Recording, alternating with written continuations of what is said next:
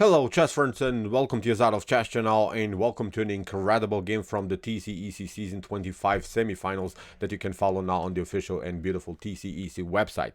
We have here the latest version of Stockfish, the powerful Stockfish 16, battling it out against another top engine Ruby Chess in a beautiful, spectacular modern defense chess game. And this game has again sort of a new approach by Stockfish, real beautiful novelty that has been only once played in chess history. I found this continuation that you see now by the fish only in one game played by one player on the lead chess database. So no one in top GM, international master level played this particular line. Very crazy attack that you see now here again by Stockfish with an early piece sacrifice. Pay good attention, put your seatbelts on. Again, we'll see incredible attacking chances here by Stockfish 16. So let's see now what happened with the white pieces. The fish opened with the move d4. Ruby chess response moves g6, the modern defense, e4, bishop to g7, the 3 pawns attack with f4, and now after move c5, d5. The game transposes into structures of the Benoni defense. It's of course not the Benoni, but you could reach similar positions with d6, a6, b5, getting use of course of the dark square diagonal of the dark square bishop, trying of course to expand on the queen side. These are the options here for black. White of course has a massive center, so white has a dominant center control. Black of course relies on this beautiful queenside activity supported by the dark square bishop. So here Ruby chess plays d6. We have a4 stopping the progress on the queenside with the move b5. We have knight to f6 and now bishop to b5 here played by Stockfish 16. Here the last pre-arranged move by the organizer was now the move knight from f to d7.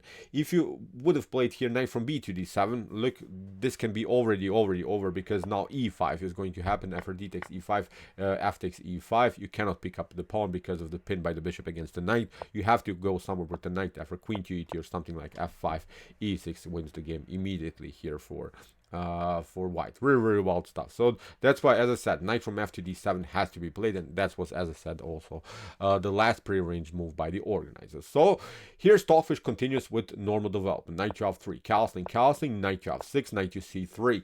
After move knight to a6, now comes the fun part. It seems so that many of us, I think, would play here the move e5 immediately. e5 has been played many times. Really, this is now one of the most important ideas basically here against this types of structure. You got trying to get the e5 goal, but Stockfish plays really a different whole concept, a different idea. So I think 90% of any players would play here the move e5. This is, I think, also not a mistake. You still continue the pressure. But black is of course preparing knight to c7, attacking the bishop, and then here to play something like a takes b5. So here Stockfish plays a really incredible continuation, plays now the move f5 instead of e5. Really wild stuff. So the only game that I see in this particular line was one game in the lead chess database played by one player under the name Ljubisha. Ljubisha, you're the man. You're playing like the Stockfish engine. Look what happened. After g takes f5, the problem for black is now that the structure in front of the king is a little bit weakened, but Stockfish doesn't want to pick out now the pawn on f5. Stockfish wants now to create attacking chances with the move knight to g5. Really crazy. Look how brutal now this attack is. In the game, h6 was played by Ruby chess, but even if you try, for instance, knight to e4 to take out now the pawn, then after knight takes e4, f takes e4, the queen is coming into the game. There is a checkmate threat on h7. You're trying h6, but now look at this. After knight to f7, the pawn on h6 is weak. You cannot pick up, of course, the knight. You lose the exchange. So again, a devastating position here for black. So that's why after move knight to g5, here Ruby chess tried h6, and you can guess what the fish is doing. No, Stockfish doesn't retreat. Stockfish plays now the beautiful e takes f5. So as I said, a whole different concept, a whole different idea that has never been played so far. e5 was the main progressive plan, and against any of this, I would really call it this Benonish structures where you're trying to break and enter with the move e5. But with breaking and entering with the move f5, really crazy position. Look at this. After e takes f5, h takes g5, Stockfish continues with bishop to g5, knight to c7, played by Ruby chess, attacking now the bishop, but now a very important follow-up by Stockfish. Stockfish plays now bishop takes f6. Also strange, But look what happens. If you play bishop to f6, this wasn't played in the game. You cannot play actually bishop to f6. That's now the mean plan by Stockfish here. Then you get this one, queen to g4. You have to cover. Rook is coming into the game. Rook to g3 would be then a huge threat. You have to play something like f6 in order to include the rook into the defense. But now the follow-up, the beautiful continuation would be simply a beautiful bishop to e2. Look what happened. What would have happened here after rook to f7. Now we have queen to g6. Now we get the rook into the game, and now with bishop to h5, things are getting very, very, very messy here for black. You cannot pick up this pawn. This pawn is also protected. You could maybe try here to break somehow, but now with queen to h7, the rook is hanging here. The bishop is under fire. Rook takes g7 could happen also in some lines. So in my opinion, not a good continuation here for black. So look at this, after bishop to f6. So that's why you have to play e takes f6. But now Stockfish basically with the f pawns here, with the f5 pawn by white, but also by the f5-6 by black, paralyzed both of the bishops by black. Really, really wild stuff. Although white is down a whole piece, but it's almost like black is playing without the two pieces here. Very, very crazy attack here by Stockfish 16. Queen to g4. Stockfish continues the pressure. We have a6. We have rook to f3. Again, Stockfish relies on this attack on the g file. Here, Ruby Chess plays a takes b5. Stockfish sacrifices now two pieces in an early stage of the game, but of course now the main plan is rook to g3, knight to e8 has to be played in order to connect now the knight to the defense of the bishop. We have a rook to h3 with the preparation to play queen to h5, queen to h7 checkmate. So that's why Ruby Chess tried knight to c7, queen to h5 anyway, and here after move rook to e8, Stockfish delivers the check. We have now rook to g3. There's simply no good square for the bishop. Look how beautiful the continuations are here by Stockfish. Stockfish paralyzed the bishop, will eventually take it. We have now bishop to f5 by Ruby Chess, the only move to somehow survive this brutal attack by the fish. But now queen to f5 would be a huge mistake by white. For instance, if Stockfish would have played like this, then actually black is winning, because of rook to e5, rook to g5 is now the defensive plan. You can maybe trade off the rooks, but the bishop will stay on the board, so black is continuing then the game with the whole piece. So that's why queen to g7 first. The king comes here on e7, and again, many things could go wrong. You could try rook to e1, but this would be a huge mistake. Many of us, I think, would even play the move rook to e1. But look at this. After king to d7, queen to f7, we cover, takes.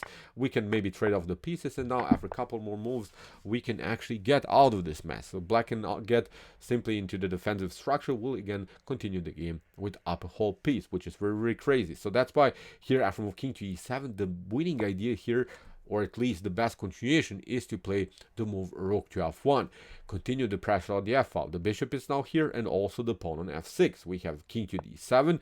Ruby Chess is now desperately trying to attack with to get somehow into defense with the king, but now Stockfish obviously takes the piece on f5, and this is now becoming a one-way ticket, of course, in white's favor. There's simply too much pressure on the f file, and there is this passer. So this is now, I think, in top engine level, a completely winning endgame here for white. In the game, b4 was played. Again, Stockfish doesn't care, sacrifices even the piece for the third time, but now Ruby Chess simply realized that you cannot take out now the knight on c3, because you get here queen to g4. You have to play something like this now after rook to f7, queen to g7.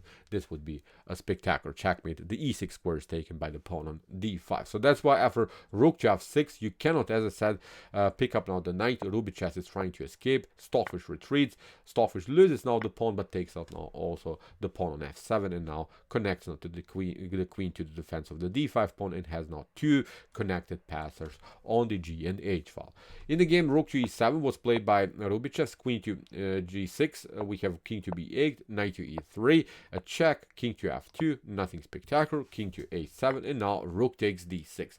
Stockfish grabs another pawn. Stockfish takes out now this Benoni d6 pawn. If you lose this pawn with the black pieces, I think in many lines you're getting destroyed. This is now not a good continuation, of course, here for black. We have queen to h8, queen to f6, trying to trade off the pieces, simplifying the game. We have queen to e4, rook to e6. Beautiful move again by Stockfish. If you play here knight takes e6, then queen to e7 takes also the piece. In one moment you have to step back with the knight. At least in this scenario the queens would be off the board, which is of course perfectly fine for white because of the two connected passers on the g and h file. So that's why after rook to e6 we have rook takes e6, d takes e6, rook to a6 here by Rubichez. If you play here queen to, knight takes e6, then the problem is now you get this one. You get attacked. Where you're going to go? Then we play something like queen to e5, and again it's simply time to push the pawns further. In the game after d takes e6, so that's why Rubichez tried rook to a6, queen to f5, queen to d4, now rook to h6, we have rook to c6, and now king to f3, getting simply the king more close to the knight, compact position by the pieces here, because Stockfish is of course a little bit also endangered by potential attacks by black here against his king. So that's why here queen to b2 now finally by Rubichez, but now after rook to g6, knight to b5, queen to e4, and now after knight to d6, queen to f4, we have knight to e8, queen to f7, attacking now the knight, knight to d6, again queen to f6. Very interesting idea again by Stockfish. Stockfish trades off now the queens, but relies, as I said, simply on the main strength. Good choice, I think, to simplify the game, to slow down the pace here on the of black's attack. Now these two passers of course are completely winning. Knight to e8, we have rook to f5, we have now the move c4. Here Rubichez is trying to get out of this attack by the rook. If you take of course this one, then also this one would be taken, so that's why at least Rubichez is trying to make further progress here. Rook to b5, b3, c takes b3, c3, but knight to c2 creates a beautiful blockade here by Stockfish. Now the main goal is of course to pick up somehow the pawn on c3. In the game we have rook to e6, but now as planned rook to c5, rook to h6, h3, couple of checks, it doesn't matter, we can hide, and now after rook to c3, mission accomplished. Now the pawn is taken. We have here 1 versus 1 situation on the queen side. It doesn't matter, but of course again we have now these 2 extra pawns on the king side. Rook to d6, king to h2. Stockfish starts to push the pawns. Rook to f4, knight to f6, getting the knight into the game. There is of course the threat rook takes f6 followed with knight to d5, the fork here against these pieces, so that's why Rubichez steps back. We have finally g4, king to c6, king to g3, knight to f5, beautiful score for the knight. We have king to d5, king to h3. Now Stockfish push the pawn finally here. Rook to f3, knight drops back, king to g4. We have king to d5, and after rook to d3, here Stockfish played a beautiful rook sacrifice with rook to d7. After rook to a2 that the Rubichez played, obviously it's game over because rook to e7. But even if you take here king to d7, the problems, as I said, these pawns are marching. We have here h7, you have to play something like this. Then we get the knight into the game. We start to push the pawns, and in one moment you have to give up now. The rook for the pawn again. This passer on the g file would win the game for white. So here rook to d7, but again really strange idea that Rubichez played something like this after rook takes d7. Okay, here Stockfish simply pushed the pawn further, again simply also pushing the h pawn. After a couple more moves we have a new queen on the board, even 2 queens are on the board. Rubichez tried maybe here to force somehow stalemate position, but here after a couple more moves it was a beautiful checkmate after queen to d4. So pooh, very crazy attack in the beginning. As I said, I was really surprised by this f5 move. I swear to you, I would play e5 in any case here. e5 is the main progressive goal. The problem also for black is this, that after e5 it's not really an optimal position. You have to step back with support here.